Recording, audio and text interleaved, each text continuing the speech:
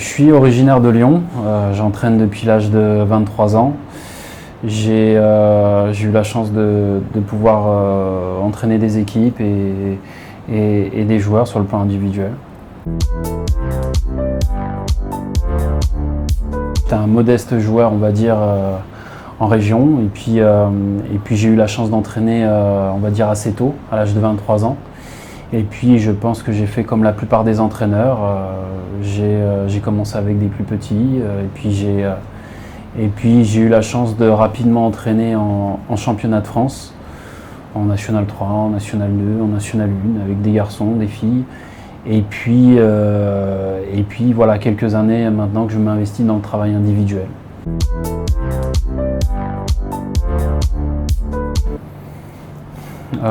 C'est jamais simple de répondre à ce genre de questions. Je dirais cette passion, elle a toujours été là.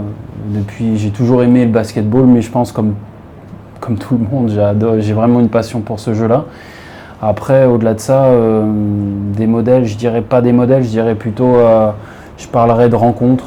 Voilà, c'est plutôt ce qui m'a marqué dans mon parcours et ce qui m'a à chaque fois influencé par la suite. Donc, il y a eu pas mal pour qu'aujourd'hui je sois là devant toi, il y a eu quand même pas mal de mains tendues et pas mal de personnes qui m'ont fait confiance et qui me permettent aujourd'hui de pouvoir faire le métier que j'aime.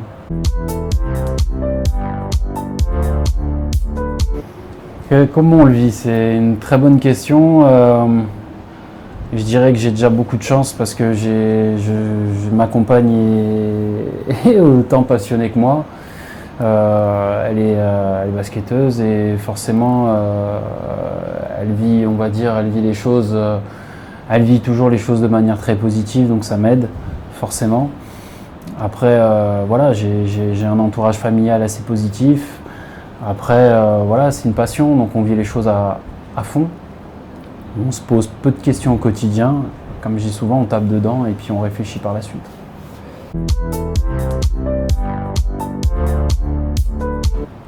Je pense que je vais répéter un peu ce que tout le monde dit concernant Limoges.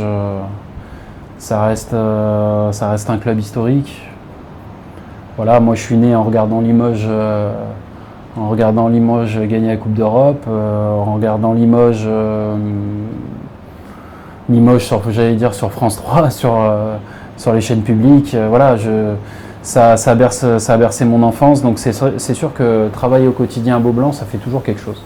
Parce que j'ai toujours l'habitude d'avoir envie en fait, de profiter de ça, c'est-à-dire au quotidien, et d'être conscient qu'en fait, oui, j'ai beaucoup de chance d'exercer le métier que je fais. J'ai beaucoup de chance de travailler avec les personnes avec qui je travaille, parce que je travaille avec des gens qui sont assez ouverts, qui ont une vraie volonté de s'entraider et d'essayer de trouver des solutions tous les jours, de faire mieux tous les jours. Donc c'est vrai que c'est un vrai plaisir. C'est un vrai plaisir d'être ici.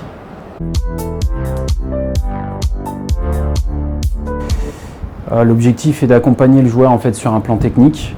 Ma volonté est de rassurer les joueurs sur leurs forces, à savoir tout simplement un joueur qui a une qualité de tir, j'ai envie de dire, je vais faire en sorte qu'il ait toujours cette constance, voire faire mieux. Et puis pour un joueur qui va être en difficulté, un joueur qui peut forcément avoir, comme tout le monde, des faiblesses, on va essayer justement de mettre en place un process pour essayer justement de l'aider face à ses faiblesses durant la saison.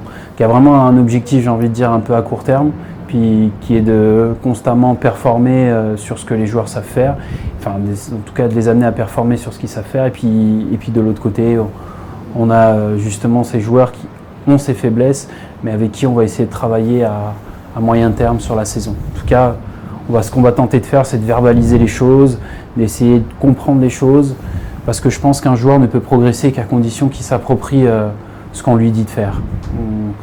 Entre parenthèses, quand je dis on dit de faire, le joueur comme l'entraîneur est actif là-dedans.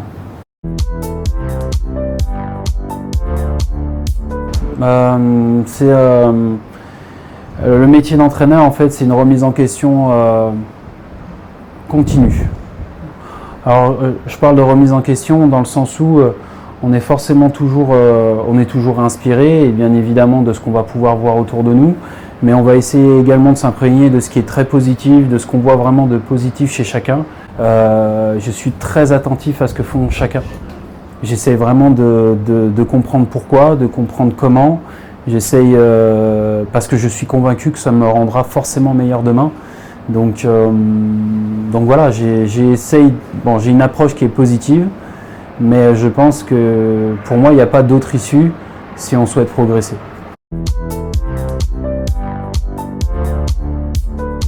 Moi, ça reste des rencontres. Moi, je suis assez... évidemment que j'ai des souvenirs de victoires avec des équipes que j'ai pu coacher il y a quelques années, et ça, c'est une certitude. Mais en fait, les souvenirs que j'ai, c'est... qui m'a vraiment marqué, ça a été, je pense, ça a été la première fois que j'ai pu entraîner, en tout cas que j'ai entraîné individuellement un joueur professionnel qui évolue en NBA, qui était Lukemba Moute. C'est quelque chose qui m'a marqué parce que j'ai réellement découvert ce qu'était la NBA, et j'ai surtout réellement découvert ce qu'était un joueur NBA. C'est-à-dire en fait le travail au quotidien, la disponibilité, la volonté, toutes des petites choses que bien évidemment on peut voir en Europe, mais là c'était totalement différent. Donc c'était une première, donc j'en garde un souvenir, un grand souvenir. Et puis je dirais la deuxième, ça a été après avoir travaillé avec Mbah Moute à Los Angeles, j'ai eu la chance de pouvoir partir à Istanbul pendant quelques mois, à peu près 6 mois, et en fait au départ j'ai été contacté par Alain Digbeu, et qui justement m'avait un petit peu expliqué, m'avait expliqué les opportunités qu'il pouvait avoir pour moi à Istanbul. Et ce que je trouve génial, c'est que voilà, moi comme je disais au début, je suis originaire de Lyon. Pour nous, Alain Digbeu, ça reste une référence, c'est une idole. On allait le voir jouer, et c'est quelque chose qui nous faisait rêver. Donc forcément, quand on vous appelle et que c'est Alain au téléphone, ça fait bizarre. Ça fait bizarre, mais c'était vraiment un souvenir, la conversation, et puis surtout la première fois qu'on a eu la réunion, ça a été un moment génial, quoi, pour moi en tout cas. Alors comme je disais, très difficile d'avoir beaucoup de passion en dehors du travail, tout simplement pour une question de temps, mais on fait pas mal de déplacements. Bien évidemment, dans les oreilles, il y a régulièrement de la musique. Alors, je suis quelqu'un d'assez éclectique, donc je suis capable d'écouter vraiment... j'écoute de tout simplement.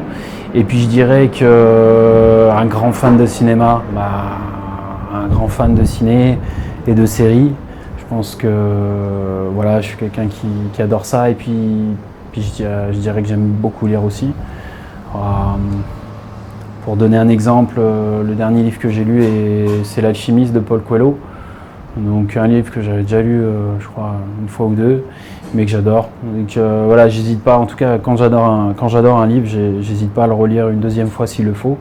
Et puis aussi pareil, amateur d'autobiographie, j'adore ça, des coachs, bien évidemment, j'adore ça.